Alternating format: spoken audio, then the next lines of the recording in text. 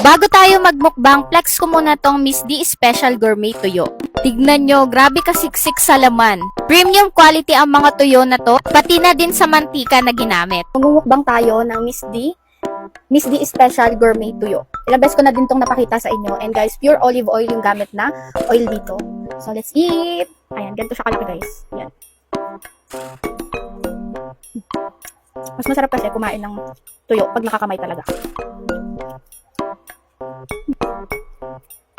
Pati yung mismong tinik niya, pwede nyo nang makain. Crunchy pa. Ang sarap nito, mainit na kanin, tapos yung mismong oil niya. Alam nyo lang, sobrang favorite ko ang tuyo. Banding namin to ni mama kumain ng tuyo. Kaya bukas ng umaga, papatagyan ko sa kanya. Almusal. Sakto lang yung tamis, alat, tapos konting anghang. Walang tapon sa Miss D Special Gourmet Tuyo. Lahat kain, pati mismong tinik niya. Up.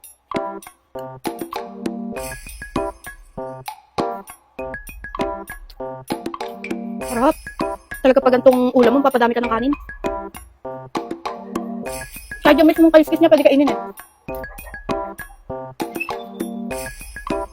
Oil parang ulam na. Perfect nga din to sa kahit anong kainan. At madalas, lagi din tong sold out. Kaya naman, pag nakita nyo yung yellow basket sa video ko, click nyo na agad yan. Ubus talaga. So, lalagay ko na lang to sa yellow basket